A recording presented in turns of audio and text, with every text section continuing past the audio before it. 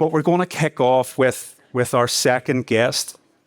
And I'm going to keep the intro short and sweet because I will do it a complete disservice. But with our second guest permission, I'm going to give an opening few lines just to give you an insight into who he is and the impact that him being here tonight has. So Ryan was a former professional MMA athlete who had an accident in the gym in 2023 where he broke his neck and was paralysed from the neck down. He should still be in a hospital bed, but he is back walking. And please give a massive round of applause to Ryan as he walks on the stage tonight.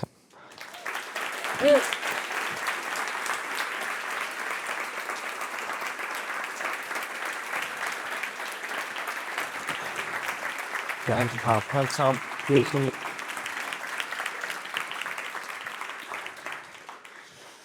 So this is the Natural Resilience Podcast. This episode is brought to you once again by Balmoral Hotel.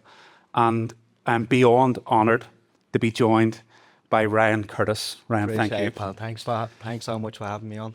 It's an honour. We had a Zoom call during the week. Yeah. And I was trying to be professional, done it from a laptop, glasses on, cup of coffee in the kitchen. Ryan was a couple of seconds late and he done it on his phone from an exercise bike, sweating, getting the training in. And I was like, oh my God, I can't wait to meet this man in person. But we spoke, there's part of your story that when you read things like that on the news, in books, the skeptic kicks in and you're thinking, it can't be true. There's no way it can be true. But your whole journey has been documented. Yeah. It's because of your public figure in the sporting world. Everything has been documented. It's almost, I don't want to use the word, it's almost miraculous. Yeah. In many ways. And we're going to go into all aspects of the injury, the recovery, the great days, the very dark days. To get through something like that, Ryan, and we spoke about this, it requires a certain type of mindset. And I'm interested in how you developed that mindset long before the accident. Yeah. So I guess it was just from I'm from Dublin 1, D1 in Dublin, and it's a very poverty-stricken area. There's a lot of there's a lot of crime there and a lot of drugs and all stuff like that. So growing up there really shaped me. Now, it's not. Sometimes when I begin like that, it makes it sound like it's not a great place because, to be honest, one of the main reasons why I achieved so much success in my career was because I had so many fantastic people from the community that used to come to all my fights, and they were just the promoters just loved having my crowd there. We live 5 minutes from the Tree Arena, and I've fought in the Tree Arena probably 10 times or something, and the promoters used to love having me on because the people from the area were so supportive of me and they always got behind me. But yeah, growing up there, it was I do say I was small with big teeth, so I was kind of an easy target for people, so I was getting bullied for a little while. And then, I remember I came into the house one day and my ma just was like, oh, yeah, look, you're just going to have to start hitting people back because, you can't just keep on getting bullied. So I remember just thinking to myself, like, I'm not always going to win, but I'm always going to fight. So I think, like I always say, with a lot of people in general, a lot of people don't really like confrontation, and so I always say people always want it till they get it. So then when I was getting picked on and stuff, I would say, okay, well then come on, we just go out on the road and we'll fight, and then when you would kind of bring up the fighting aspect, people would be like, oh no, it was only a joke, but it wasn't a joke, it was, no, we're gonna fight now, and that's, you just don't want to fight, and I'm willing to fight, and so that's kind of, the resilience would always kind of come from there. And I just had a lot of hardships in my family. My father, he overdosed on drugs when I was only 2 months old, so I kind of never had a father. I always had to kind of learn stuff in life the hard way. And when I think I was 9, I found my sister dead. She overdosed on drugs as well. So It was a couple of years after that, my other sister passed away. So I've had a lot of kind of ups and downs in my life prior to the accident, and I think people, well, since the accident, they just think that I've developed a mindset since the accident. But if you go back to kind of, look, if you googled my name or you went onto social media, I've always been speaking about the mind, and because I used to study it so much from fighting and stuff, because I knew, I think, I personally believe, like, fighting is 99% mental, so I've always been saying these things about the mind. It's just kind of because I've done what I've said I was going to do, now people are kind of taking notice, and to a degree that's the way it should be, because why should you just believe somebody because they're just saying something? You need proof and you need evidence. So I think that's why people are taking notice now.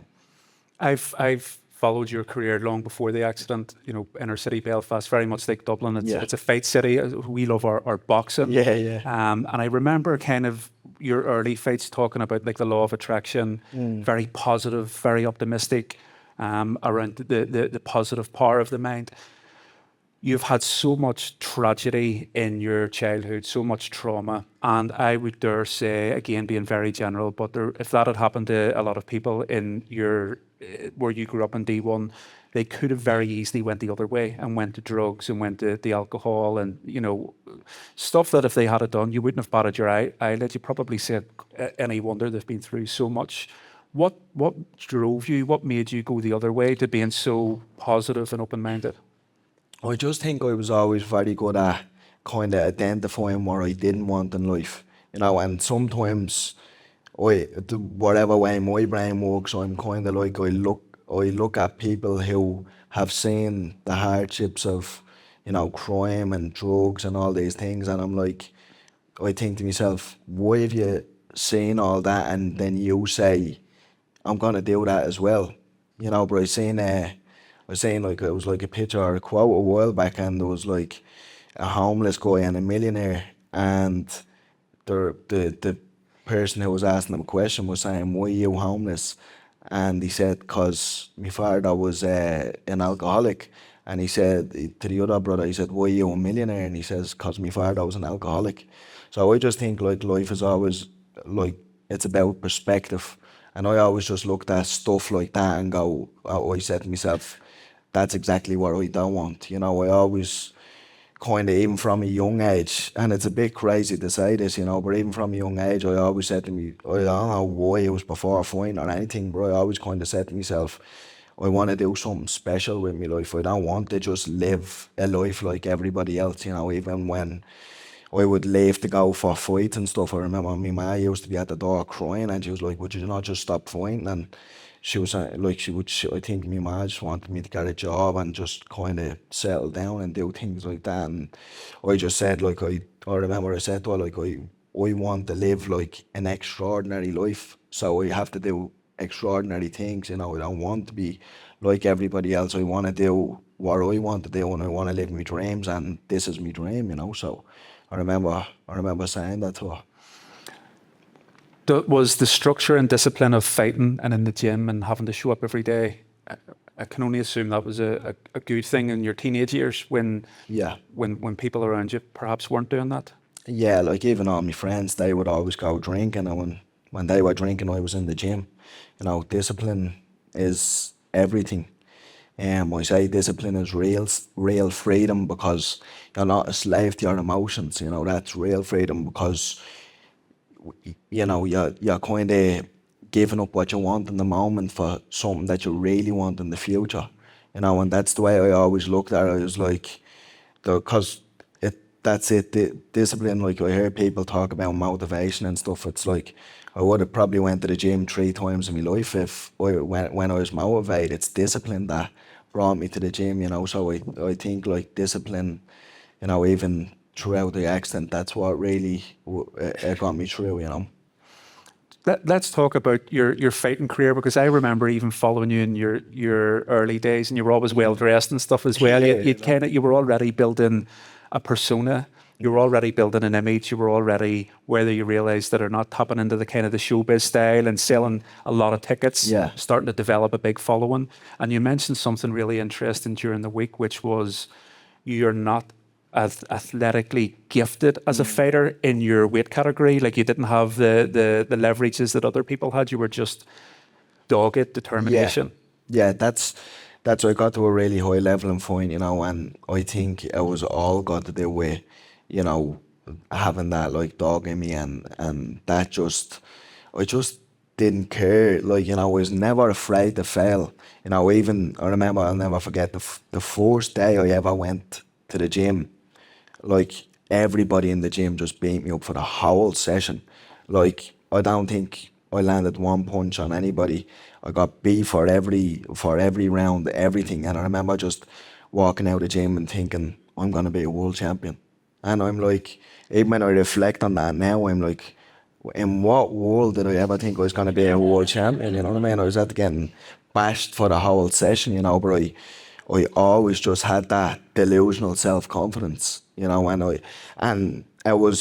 just knew my ability to show up for myself every day, and I knew that I was gonna keep on showing up until I eventually got the better of everybody in the gym. I nearly took it like a bit personal, to be honest. When they were giving me a beating, I'm like, okay, I'm just gonna keep on showing up, and then I'm gonna be the one being the hammer then, and that's what happened eventually. I just keep on coming back to the gym, and the lads tapered off, and then I remember like a couple of them came back and they thought they were gonna just pick up where they left off, but yeah, it wasn't. I was the hammer that time. Let's go to your fighting career before the accident. Where were you and where were you going? You said you were delusional self-confidence. I'm going to be world champion. Give the listeners an overview of where you were as a professional fighter and your pathway, so to speak. Yeah, so we are. I was fought for like some of the biggest shows in the world, like Bellator, Cage Warriors, Brave. Fought in, like the Trey Arena a bunch of times. Over in the Middle East, I actually fought for the Prince of Bahrain in front of 30,000 people. So had a fantastic career. Bellator is obviously a really big show, but the goal was the UFC. And I was actually commuting back and forward from Dublin to Belfast 4 times a week to train in my gym in Fight Academy Ireland, because I knew, like, I'm the kind of person that it doesn't matter what I need to do. If I want to achieve something, and I'm gonna do it, I'm gonna give it me all. And I knew that I kind of really wasn't getting what I needed in Dublin, so I needed to drive up the Fight Academy. It's one of the best gyms in the whole world, not even Ireland, in the world. And we had a big fight coming up in the February, and there was talk about, getting a couple of good wins under my belt and potentially getting into the UFC that summer, because I already kind of had a big name in fighting at that point, so we were just kind of getting another few wins under the belt, and yeah, the accident happened in the January, and I was supposed to have the fight for the belt in February, so that was that was soul destroying, and it does pain me hard that I never got there, but the only thing that I can kind of take solace in is the fact that it was kind of, I never gave up, because I know there's no question in my mind I would have got there.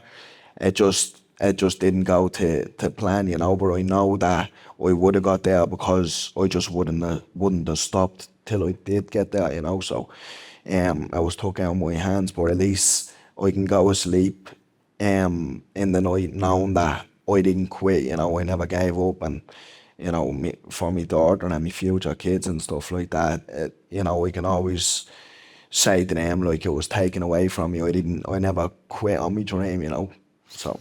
We're going to get into the accident, but I want to, I suppose, bring perspective to it, because we spoke during the week, and a lot of people look at your story now and it's incredible and it's celebrated, but there was many, many dark days.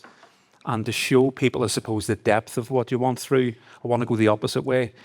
I want you to try and explain, because not many people in any room will have fought in front of 30,000 people or have felt the ecstasy of getting their hand raised, or the extreme high that comes with championship fighting. Can you give us like what that experience is like? Yeah, it's honestly, to be honest, it's honestly unexplainable, and some kind of part of me still kind of grieves that I'll never feel that feeling again, you know. And just especially walking out in front of your own people, it was cool fighting all around the world and stuff, but when you're walking out in front of your own people and you know that they're to support you, it's actually a different kind of feeling, you know. It is nice to fight away and kind of see the rest of the world, but that honestly to bleed for the Irish people is like it's the best thing that's ever I could ever do, you know. It's yeah, it's real. Honestly, it's unexplainable. Just standing in the middle of the cage and you know having everybody just scream your name and like I said, your own people. It's phenomenal. Let's go to that night in Fight Academy Gym, because what I suppose we're recording this live, Balmoral Hotel. Fight Academy Gym, for people that don't know, is about 1.5 miles from where we're sitting here. You're a very, very proud Dublin man. Yeah. That's very clear. You know, when I says what part of Dublin you're from, straight away you're D1. Yeah. But Belfast is almost a city that's became a second home to you. It's Absolutely. a city that's welcomed you with open arms, that cared for you post-accident, and still, you're still celebrated here as kind of one of our own. Yeah. But let's, if it's okay with you, maybe go to that night the injury took place. So for people that maybe don't know or haven't followed your journey, if you could maybe explain what happened and the extent of the injury. So essentially, it was just like a Thursday, to be honest, like any other. I was in Dublin and I drove my daughter to school. You know, we'd always have like breakfast together, and then I'd bring her to school and we'd have a little dance in the car. She loves trolls, you know, so we'd sing in the car and stuff. And I dropped her off. I went and done a little bit of training, and then I collected her, and we had a little bit of lunch, and it was on a Thursday it was, so I drove up to Belfast and just a training session like any other session, and it would have been about 15 minutes before the end, and we were kind of doing some sort of wrestling drills, and the guy basically, my arm got trapped in against my waist, and his arms were over my arm, so it was trapped, and he kind of lifted me up in the air and suplexed me, and I remember just looking down at the mat. I couldn't post this arm out, you know, but I remember just looking at the mat and going like, this is not going to be good. And I came down onto the mat full force and onto the side of my neck and just snapped my neck instantly, and I was just lying face down and I couldn't move anything. Like I could kind of move, but it was like 10% power. Like no way in a million years would I been able to just go up and walk or do it. It was done at that point, you know. I was like literally paralysed. And I remember I done like one of the most stupidest things in the world. The pain was so excruciating, like, and I know from just being in fights and being cut and being bloodied, like I have a really high pain threshold, but I remember just this was just excruciating. And I remember just bench pressing my face into the mat to kind of get me over onto my back, because I couldn't do it with my hands, so I tried to do it with my face, and eventually I did get myself over. And I remember the first thought rather over anything, like it wasn't about fighting, it wasn't even like about the injury, it was just like, I just remember thinking like, you're never gonna hold your daughter again, you know. And that was really, when I reflect back on that time, that was like really difficult for me, and it was just a crazy thought, because my daughter could say she's the most important thing in the world for me. So to have a feeling like where I was never going to be able to potentially hold her or feel her or kind of play her or anything like that. So that was really difficult for me. I remember thinking that in my head, and because I knew at that point, you know, I didn't know exactly what was wrong, but I knew that this was like something, this wasn't good. And I remember I woke up, obviously got very annoying. They took 2 hours to come, and the ambulance took 2 hours, and it was like I could have actually died in the gym, because the accident was so high up on my spinal cord that it shut down my diaphragm. So I couldn't breathe.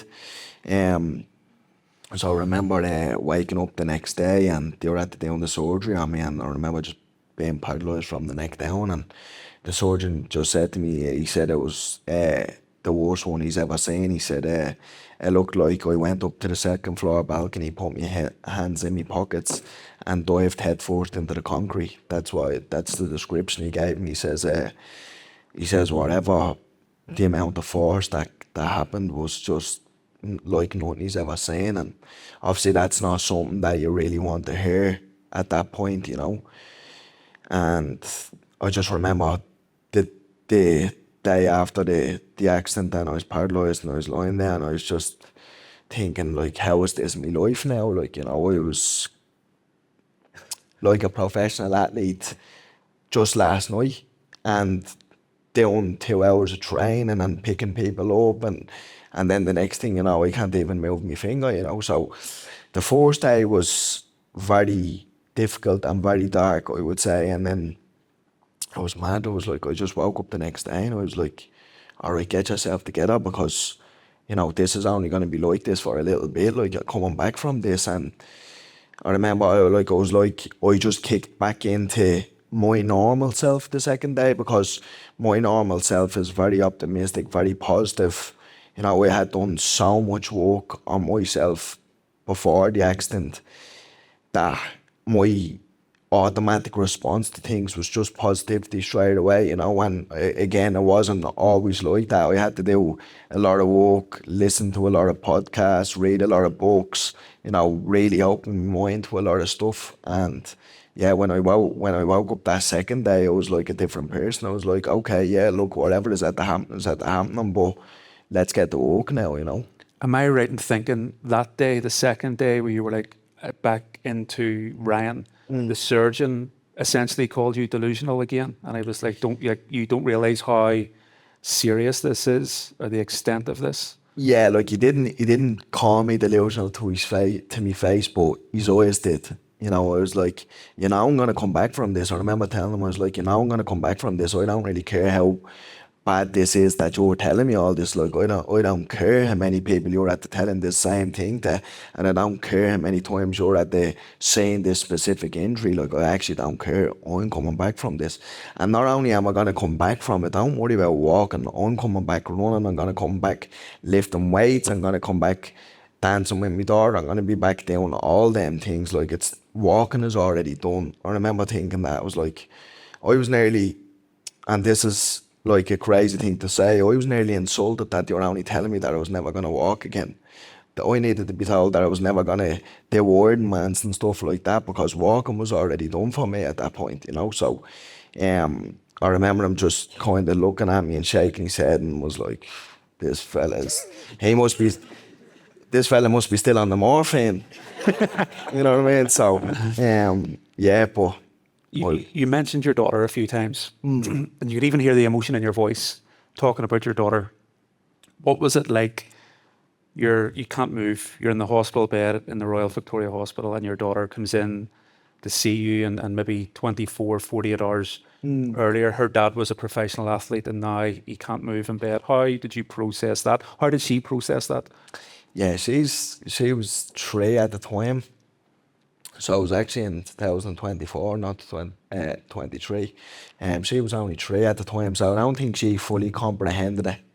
You know, she didn't really, she used to come up and feed me my drinks, because she would put them at my mouth and I would just suck them through a straw. You know, at that time I couldn't feel, I couldn't move anything, you know. That was a very vulnerable time for me, I remember feeling, you know, because my whole kind of life was built on me being able to handle myself and, you know, look after myself. And then the next thing you know, like, it's like that's all just stripped away from you in an instant. So, I remember that being a very vulnerable time for me, you know, just that. And then she would come in and feed me the drinks and stuff.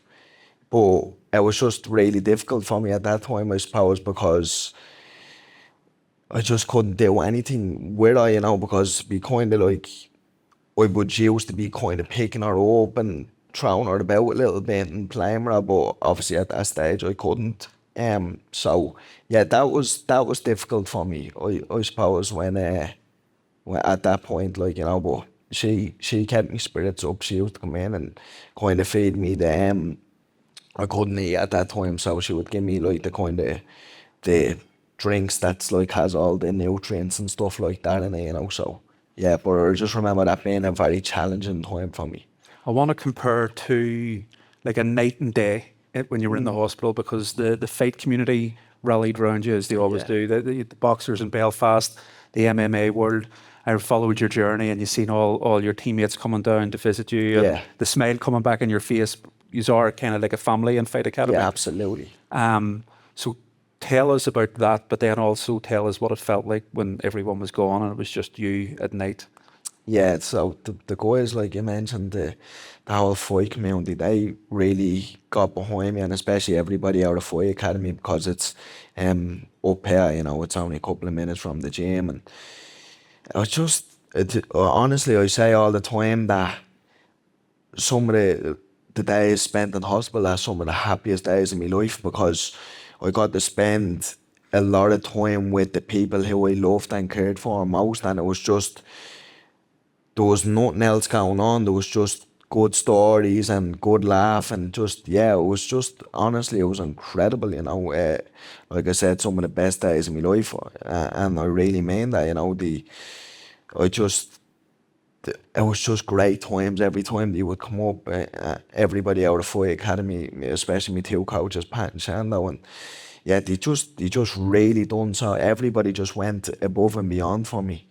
But like in terms of what you said, like about the dark, the darkness of it, it's like you can have a million people around your bed, but you're really the only one who feels that feeling. But see, if I'm gonna be quite honest about it, I really didn't get upset about it. And I know that's a crazy thing to say, but I didn't, because they even used to ask me all the time. They're like, "How come you just laugh all the time, and we're all just having a joke here, and like, it just seems like you're just." The nurses had to come in and tell me to stop talking, because I still had the thing where I was struggling to breathe, and they're like, "Ryan, you don't understand, like, you really need to give your lungs a break." But we just used to be having a good time in the room all the time and laughing. And the reason why I think that was because I was like, "You just don't understand. I just need time to pass so I can show all yous what I already know. I already seen me getting back running, getting back walking, all them things. I used to visualize it all the time, and I was just so confident. Like, it was crazy how confident that I was, even on reflection now. Like, the whole world could have came into that room and just told me, like, "This is done, Ryan. You can't, like, there's nothing that's gonna come from this." And I didn't care, because I knew in my heart and in my soul that, and I just knew me. It was like, I wasn't gonna let somebody who knew me, like, what, at that point, when they were giving me all this bad news a couple of days. It's like, you don't know me, you don't know my mindset, you don't know me work ethic, you don't know anything about me. You're just here telling me that this can't be done, and I'm here telling you, you don't know me, and watch when I do it. And yeah. I want to start getting into the recovery, and when the doctors were maybe starting to think, maybe he's right, because I know they were doubting your recovery at the start. I hope you don't mind me asking, and I don't want to take away from your story. No, of course. Your teammates, the family that you refer to, without, will not mention names or anything, but how did the teammate that was involved in the accident, how did he deal with that, knowing that he done something tragic, with a freak accident in the gym? Well, like, I let him come up to the hospital I asked for him to come up to the hospital very early on, and that wasn't for me. That wasn't, I already knew what he was going to tell me. "Oh, mate, I'm so sorry," and, it was an accident, and, of course it was an accident. He's a nice guy. We're competitors. We don't go to the gym to play bingo. You're there to kind of to win the round and be competitive about it. We're fighters, and in order to fight at a high level, you have to be, you kind of have to be going hard, and that's the reality of it. And it was an accident, you know. He's trying to win the round, I'm trying to win the round. We're both fighters, we're not letting up, he's not letting up, I'm not letting up. You know, he hardly woke up that morning and said to himself, oh, I'm gonna paralyze somebody, you know. So yeah, you know, we kind of get that question all the time, you know. I don't hold any resentment, he's a lovely person. I let him come to the hospital very early on, and it wasn't for me, it was for him to just say, look, everything's cool, just get on with your life, because I didn't want him kind of feeling bad about himself, and, you know, it was a mistake, you know, it could have happened to anybody. So, yeah, I just let him come up very early on and said, look, mate, everything's cool, don't worry about it, thanks very much, I appreciate you coming up, and yeah, no animosity whatsoever, he's a lovely person. Very, very mature of you. I remember watching your stuff on Instagram, Ryan, where you weren't walking yet, but you had resistance bands tied around your feet Yeah. and your knees, and you were just starting to move your feet and start to kind of stretch them a bit. Can you give us an overview of that recovery period? I know you had physios in, you had people doing breath work. You kind of almost approached it like a fight camp. Yeah. As I'm starting here and I'm going to get here, and there's a process to this. Yeah. Yeah, so I remember that it was early on in the Royal, and there was the senior physios, and they would come into me for an hour, and I remember kind of like got on really well with them, and they actually enjoyed coming in, because I suppose I can understand when this injury happens to people, it throws their life into disarray, you know. So they're very morbid, and, you know, they're not very warm and welcoming and stuff, but when they used to come in, I used to have a good time with them, so they actually enjoyed coming into me. But I remember just telling them, hey, look, I need more work, you know, this is, I appreciate it's down a little bit, but I need more, needs to be more than this, you know. So they were like, oh, look, we'll just keep on tipping along and we'll see where we are and whatever. And every morning I would just wait for the head physio to walk by, and he'd be like, Sandra, come here. Well, I wasn't laying down there anyway, I couldn't move. I was like, come in, come in. And she was like, what's her Ryan? And I was like, will you give us an extra session today, you know? So I kept on badgering them about it, and I just kept on saying to them, and she said, you know what I'll do for you? I says, I'll send the junior physios in before we come in, and they'll do a bit of work with you, you know. So I used to kind of have them in first, and then so they actually did. I was laughing. They were like, "You're the only person we've ever done this for." They put a timetable up on my door, so it was like, you know what I mean, a timetable, and I was like, "Yeah, well, look, this is what I want." So it was from there, you know. I was just dead set on it, and they were great, but they could only do so much for me. And then I remember I went to you know, I would do little bits in the bed myself. Like you said, I got my own resistant bands, and I would do work, you know, when I'm talking about like doing work, like I would have my feet in the band and I'd spread them and bring it back and spread them, and could only do like 3 or something before my legs started to get fatigued, because there was very, very, very little movement and power at that point, you know. And then I remember I went to Musgrave after that, and you get like an hour physio each day and an hour occupational therapy.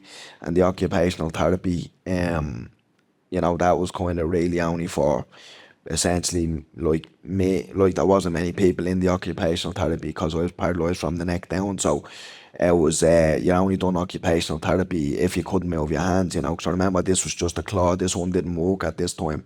I couldn't open this one, and this one was like this. I couldn't really grip or anything. Like, I wouldn't have been able to pick up a glass or anything like that. So there was days like where I would go down and I would like squeeze stuff, but the muscles in your hand, it's crazy. The muscles in your hand are so small, you know, and they get fatigued so quick that there were days where I'd go down and squeeze things twice, and that's all I could do for the whole day. And it was so frustrating because I wanted to walk, but it was like my body was just going against me, you know. So that was a very frustrating time. And then with the physio as well, they would only give me an hour. And I remember saying to them, like, you know, we kind of all used to live on the ward and we'd all eat together. and I got kind of friendly with everybody in the ward. And I remember there was a couple of people who used to refuse the physio sessions, and I can understand, you know, a lot of people get very down over it, you know. To be honest, like, I was only one of the few people who wasn't down about it, you know. Like, so many people would just not come to dinner, or they would just lay in their bed, and I got friendly with a couple of them, and there was a couple of them who wouldn't show up for their physio session. So I went to the head nurse and I was like, oh, Paul doesn't want his physio session. So I'm going to have Paul. I told her, I said, I'm going to have Paul's session. And she was looking at me and she was like, what do you mean? And I was like, yeah, Paul's still in bed, so I'm going to have his session. And she was like, oh, that's not really the way it works. And I was like, well, it is now, because I'm taking Paul's session. And yeah, we were just, I'd say they just couldn't wait to get rid of me. So there's this thing called the handover. And it's basically like when they're handing over to the new kind of nurses and staff coming in that morning. And I seemed to be always in the handover because, you know, I had people coming into me, you know, to me room, and I was kind of arguing with them all the time about different things. Not about different things, it was mainly just about because they just wouldn't give me the work that I needed. They just felt like that I was getting enough, and I felt like I didn't. And like I talk about it, and it was like, it was easy for them to tell me that I should have been just happy with what I was getting, you know, when they were just living normal life. Like, I was like, this is my life, so I'm going to do everything in my power to get my life back. And it's easy for you to be telling me, no, that's too much, shouldn't be doing this, should be doing that. No, I'm going to do everything in my power, and I'm going to work hard every day. So we were kind of just arguing all the time. So I just started leaving the hospital and going to the gym, you know, and I would just do the gym sessions. And then when I would come back, me mates would lift me into the car, like literally lift me up into the car and put me in.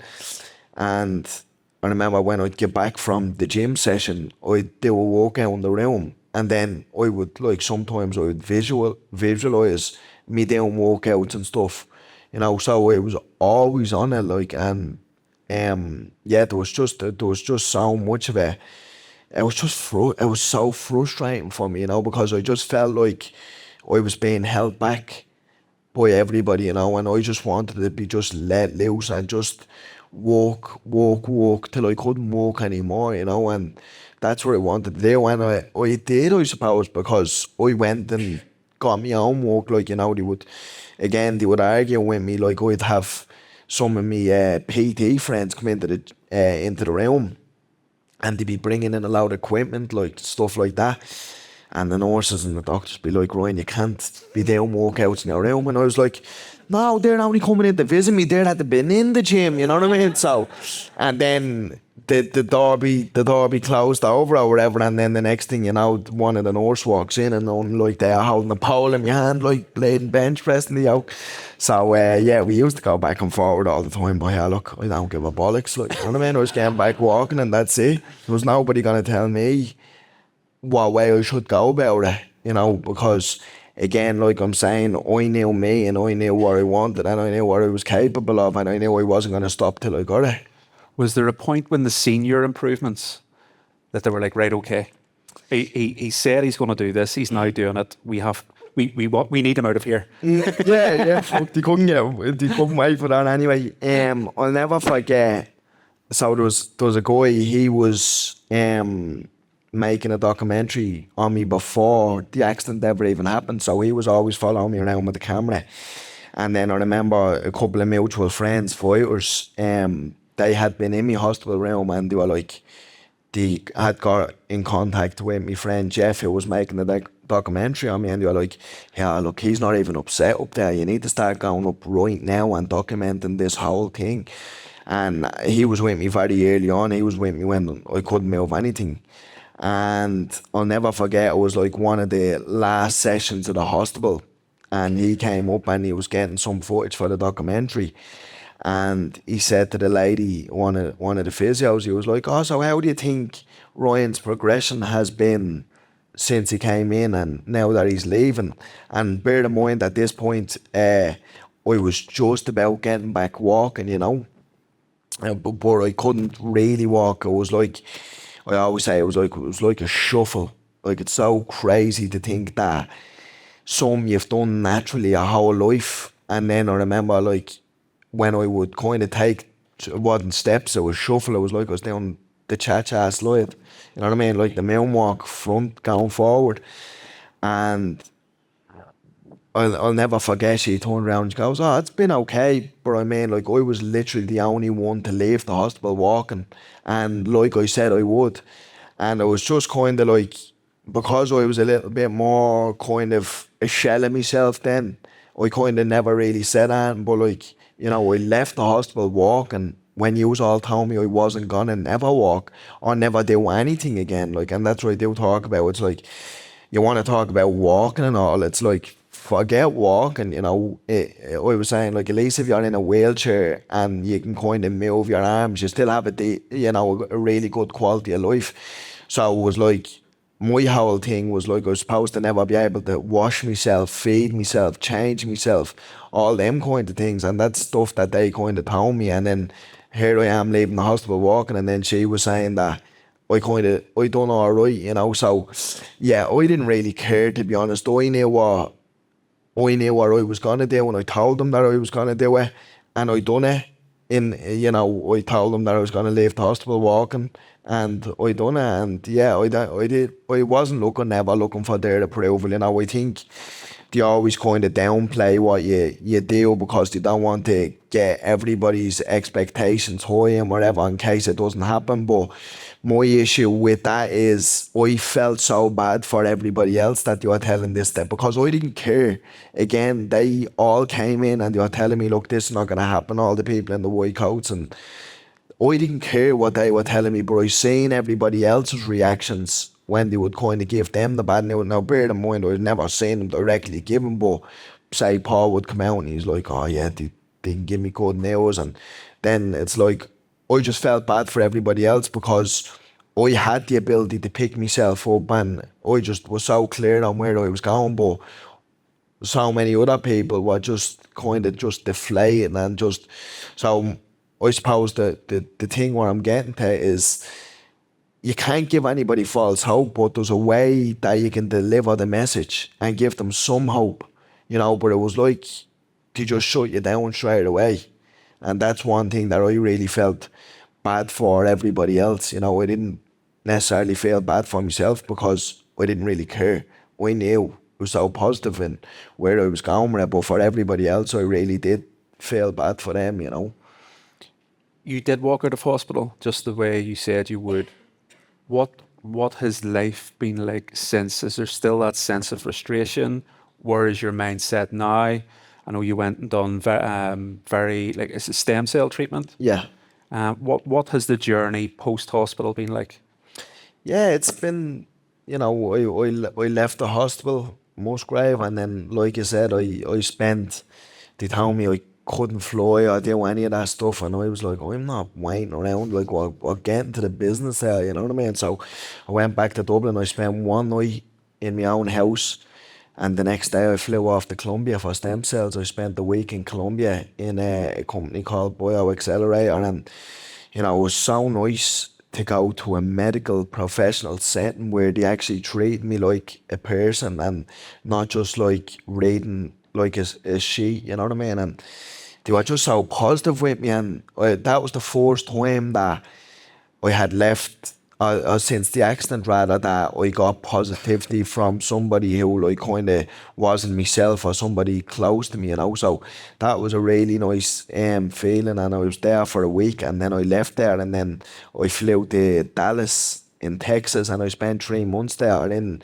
like a state-of-the-art facility, for a rehab facility. It's like world class, because I had like done a lot of research on where I needed to go, and I put everything in place. So yeah, I got there, and was they were like, them 3 months were very mentally heavy, I would say, because I just wasn't around like my own people, and I was missing my daughter, and just there was just so much going on like at that point. Yeah, it was just like every day, not like almost every day, like I would wake up and I would like think, oh, this is not a dream, this is your life, you know. So that that was difficult for me over there. So yeah, that was a real dark time for me over there. And I remember like kind of feeling like I couldn't stop the kind of intrusive thoughts in my head like that. I didn't want to be here anymore, but I didn't like plan to do anything or anything like that. I just couldn't stop the thoughts from coming into my head because I don't know, it was just really dark for me over there at that time because I don't know, I think I was just not having my own people around me at that time, you know, those, I think like I don't think I'd ever live anywhere permanently. Like I love Irish people, and I don't really feel like anywhere, any kind of other country in the world is like Irish people, you know. So, yeah, that was a really dark time for me. But that was the work that I needed at that time, you know. And you know, if I needed to go over there and do that at that time, then that's just what needed to happen, you know. And like that, there was so many days, almost every day, that I woke up and I was like I can't believe this is my life now. And you know, I would just wake up, I'd literally just wake up, go into the shower, cry for like a half an hour, and then I would just go to the gym and do the workouts, and then come home and then go back to the gym and do the workouts. And yeah, it was just like what really got me through was like the discipline of it all, you know. And that's it. I didn't really care how I felt. Like there was like, honestly, there was some days where I would go to the gym and do a few sets, and then I'd be like, oh, I'm just a little bit tired, like, and I'd like just fucking have a little cry to myself, and then I'd go back and do the set, like go back and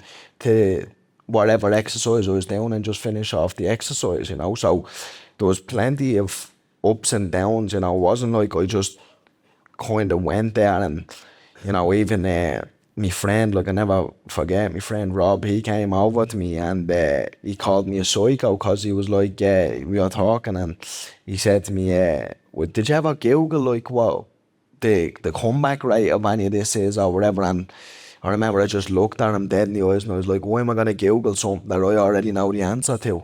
You know. And he was like, do you understand, like that's such a psychotic reply, you know. And I was like, I don't care, you know, I know. And you know, and at that time I think people started to believe as well because they seen like bits of the progress, you know, but it was still really not much, like not that it wasn't much, like I had been loads from where I was, but it was still not what I'm doing now or whatever, you know. But that's what I needed at that time, you know. I needed to be just locked in, isolated away from everybody, and because that's it, I was there for the job, and that's the way I thought about it. And I had the mindset like it's like this injury was an opponent, and I just wasn't gonna let it beat me, you know, because that's the way I always used to think about fights. Like, you know, I understand people think about fighting like a sport, but I never thought about fighting like a sport. It's like you're in there to kill me and I'm in there to kill you, and I'm gonna try my best to kill you before you kill me. And that's the way I always thought about it, because fighting is nasty, like, and I understand like it is a sport and whatever, but it was never for me, you know. So that's the way I thought about the injury. I was like, this is just someone just coming to try and kill me and try and take away, like, you know, try and take away stuff from me, like, you know. They're trying to yeah, I just thought of it like that, and I was like, you're just not gonna beat me. I remember just thinking that to myself every day. I was like, because it's obviously a bit of a controversial thing to say, but I just think like giving up, it's just a decision that you make in your head, you know. At a certain point, anybody who's give up or broke or quit, they've actually said to themselves, this is too much for me. And I just refused to ever let them thoughts come into my head, like giving up or quitting or breaking. That was never an option for me, because I had already made the decision to myself that that was never going to happen. So because I had made that decision that that was never going to happen, I think that's why, you know, like I said, it's almost a conscious decision when you break. You're like, this is too much for me, and then you break. But I was already making the conscious decision that I was never gonna break, no matter what. When I introduced you at the start, I said your story's almost unbelievable. And as you've spoke the whole way through this, now I can see why not only was it believable, but you done the things you done. You said you were going to be a professional fighter, which you did. You said you were going to walk out of hospital. You said you were going to overcome the injury. Let's look into the future. What are you saying is going to happen for Ryan Curtis moving forward? I think like anytime I'm asked that question, the overwhelming kind of vision I have is like the biggest thing is just to help people, because I suppose before the accident and stuff, you know, like I live in my mind 24/7 and I speak the way I speak, so I kind of just thought to myself, well, sure, this is just normal. Everybody acts like this and everybody thinks like this and whatever else, you know. But since the accident, like so many people have just got in touch with me and was just like, your videos really helped me and your story, it has just given me so much hope. And it doesn't even necessarily have to be about an injury or whatever. It just be like if you're struggling in life or you're going through a hard time, you know. So I didn't really ever know that I kind of had an impact like that on people's lives, but now that people bring it to me attention, like a lot of time, even when I'm walking down the street, I'm like, oh my God, like I can't believe that you're back doing everything that you said, and like you've just got me through so many dark times. So, you know, that's why I almost feel, and as well, like when I was paralysed and I couldn't do anything for myself, like the only reason why I was able to go do all the stuff that I was able to go do was because so many people had done fundraisers and helped me so much. And yeah, it was just so many people helped me, like, you know, I put in the work and I done all of it, but it wouldn't even been possible only for the generosity of like everybody who helped me, you know, and so many people have helped me. So now I feel obligated to help other people with their lives, you know. So that is the main thing, is to just help people, I suppose. I know you're kind of pursuing a career keynote speaking and using your story and your experience to help people. I suppose for me, somebody that loves stories and thinks yours is world class, please do continue to tell it. Please do continue to tell your story and speak about it. And hopefully this podcast can go a bit of a way to help spread that story. But Ryan, thank you very, very much for sharing your story with us tonight. I appreciate it. Thank you. Thank you very much. Thank you, pal.